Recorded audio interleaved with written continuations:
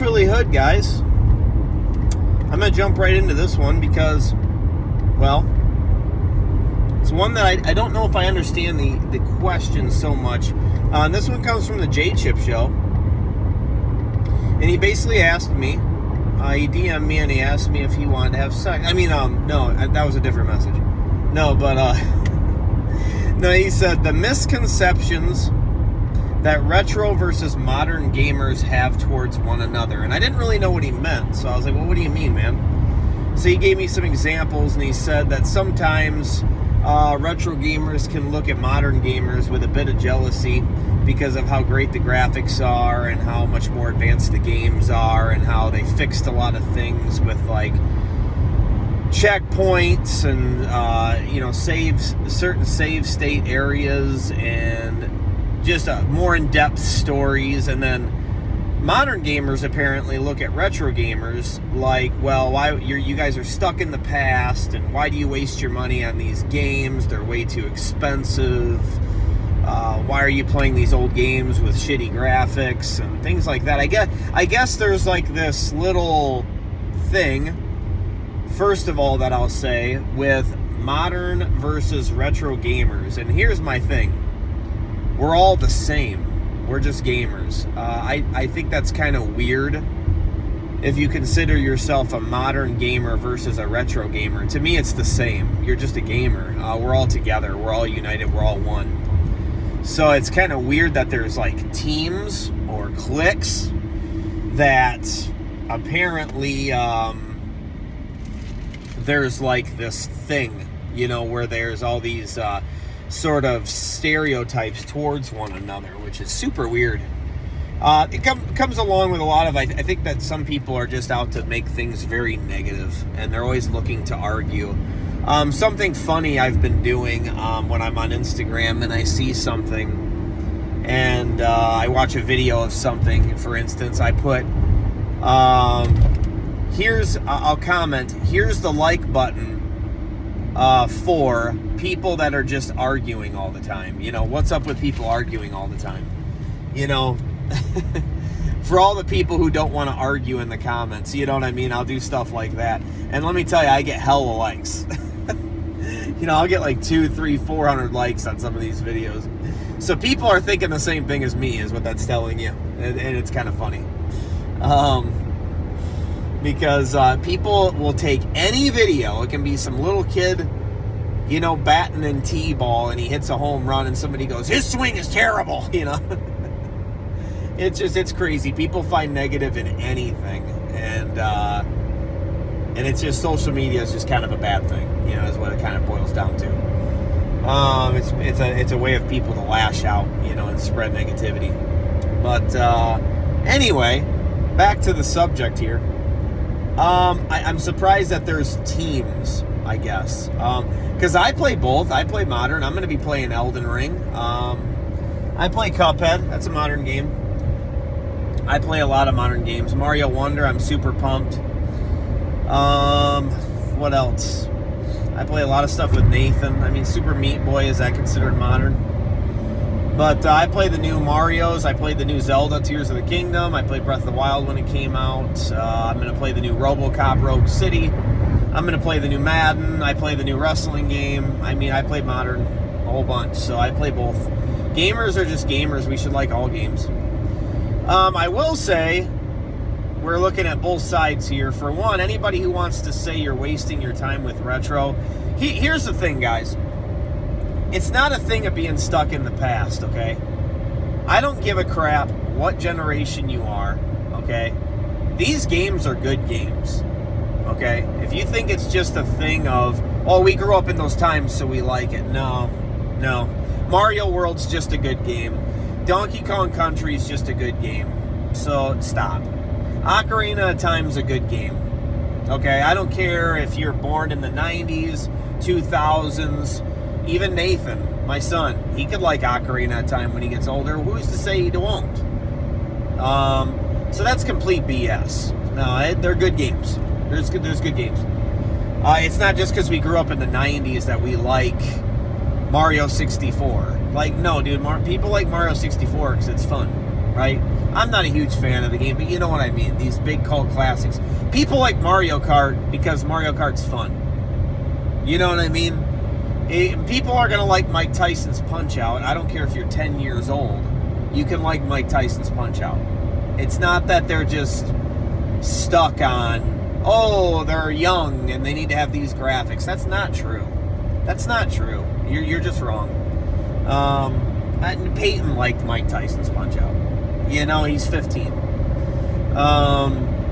It's just that's just a wrong. That's a very big misconception. That's just wrong, dude.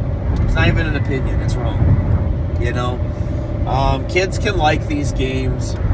Grown men, they can like any games. Kids nowadays that are playing modern can like retro games for fucking sure. A lot of times it's, are you going to introduce them to it? You know, you got to show them it, and then they'll be like, wow, this is fun. Listen, Mario Maker 2, all it is our games. It's Mario 3, Mario World, Mario 1, Mario 2. I think the only new game on there is Mario 3D World. And you're just using our tools to make levels. That's all you're doing. That's all you're doing. It's our game. It's a retro game.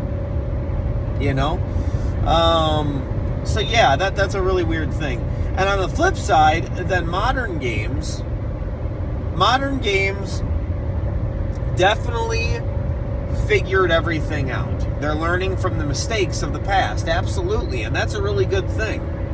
At the same time, it can be a bad thing because of how much new games hold your hand. You know, you can be an awful gamer, as in talent, and get through new games because it just holds your hand so much. There's checkpoints everywhere. I can't tell you the last time I struggled with a new game. You know, I mean, it is so easy, you know.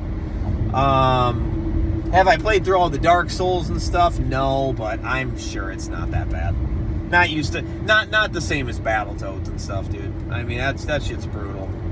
You know, once you've done that stuff, I don't think modern games can really live up to that. But it's because it throws you back to the beginning in these old games. You know, in these new games, yeah, you die on a boss 50 times, but you're just respawning right at the boss, man. You know, you're going to beat him sooner or later, you know? But yeah, I do think that, yeah, and as for graphically and movies and stuff and the story, I mean, yeah, it's more advanced nowadays, so there's more of a story. Back in the day, you had to, like, read the instruction manual to get the real story, or read the back of the box, you know, and yeah, you don't have to do that anymore. I mean, hell, nowadays, you don't even need a manual because they're so good about putting the tutorial in the game now, you know. They did tutorials in retro games, but nothing that you would notice. Like Mario 1 on the first level is really a tutorial. It's teaching you how to play the game. Miyamoto actually explained that once. How the Goomba comes out at the beginning, that's teaching you to jump. It's teaching you that you can jump on enemies. Then right after that's the first power-up, teaching you that this power-up is a power-up. Then you have a pipe that comes up that you can go down. That's teaching you that you can go down pipes. And that here's coins. Oh, I get so many coins. I'm collecting these coins. What does that do? Later down the level, you have more, and it starts to get a little bit harder. Now, here's some jumps. There's tutorials in retro games, too. It's just, it doesn't tell you, you know? It doesn't hold your hand as much, but it's there. You know, that the whole point was to teach you to play the game, you know? But, yeah, it's a little bit different. It's kind of a weird subject by J-Chip. I guess he talks to some people, or you're around some people that have some weird rivalry with each other. Maybe there's haters that, hey, you don't play retro, and then there's haters that, hey, you don't play modern. I think we're all one group. I mean, I don't think there's any team here. I think we can all enjoy everything, you know. The more games, the better, man. I mean, we should all playing stuff. I mean, look at all the indie games that are new. But really, they're modern. They're retro games. They're inspired by retro. So if any of these people like any indie games, like Shovel Knight and all that, dude, it's copying retro games. So if you like Shovel Knight and the way he bounces on the shield, that's DuckTales, dude. It's just copying it. Do you like Bloodstained? Yeah, that's Castlevania. That's what it is. If you like the other Bloodstained game, that's Symphony of the Night. They're literally copying it. Literally. You know, there's that one game I played, that Odukin or whatever, Ninja Gaiden and Strider. It's copying it. You know what I mean? And I say that in a very positive way, like they're copying it, and that's a good thing. They know greatness, and they're making another one because, you know, Tecmo and Konami and all them guys are too stupid to make a new game. You know what I mean? So I don't know what they're doing. But, so indie gamers, they go in and they do it, and they give us what we want. Blazing Chrome, you a fan of that? That's Contra. You know, Contra Hardcore. Cyber, what was it called? Super Cyborg? Contra. That's all it is. It's Super C. You know, so if you're a modern gamer and you like those, then you're just missing out on good stuff, because there's retro games that do it the same exact way. You know what I mean? You're just limiting yourself, and you're missing out. And if you're a retro gamer and you're hating on the modern gamer for not playing retro, I mean, I get it a little bit if they're playing those indie games and you're trying to tell them, but, you know, maybe people just aren't a fan of the graphics. Maybe graphics really bother them and they need it to look good. Maybe they hate the brokenness of some of the retro games. Fair enough. There is some stupid shit in retro games where developers were still trying to figure stuff out, and we give it a pass because we're used to it, right? But when modern gamers go to that, they expect things to be cleaned up. Another thing you can do nowadays is you can easily update a game, which is very nice. Updating's for good or for worse. It can be a bad thing too. Updating can help these developers also be very lazy, you know, so that you buy a game on day one and it's not even fucking finished. You know what I mean? Which is bullshit, you know. You go out and pay $60 for a game, it's not even finished, you know.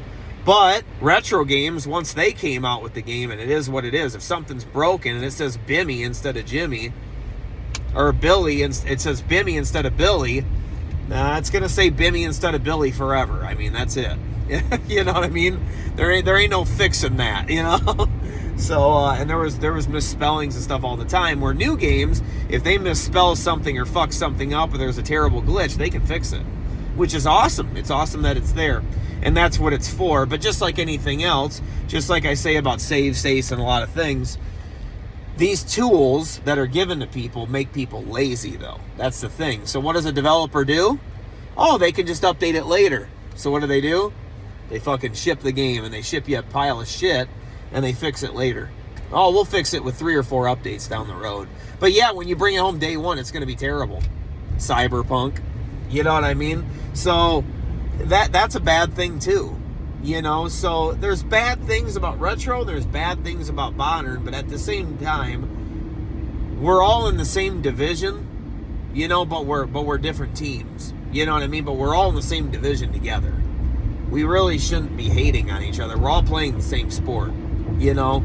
So I think it's kind of silly to argue. We should be cheering each other on, and we should be uniting, and we should be all enjoying everything. If you're a retro gamer that only plays retro, you're missing out on stuff on modern. Then you can't tell me those Star Wars games don't look pretty fucking sick. You can't tell me that Robocock,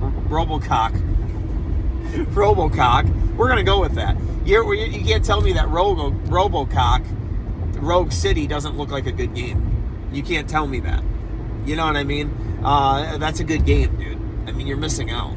You don't want to play you want to continue to play WrestleMania on the NES, you're not going to play WWE 2K23, you're missing out, dude.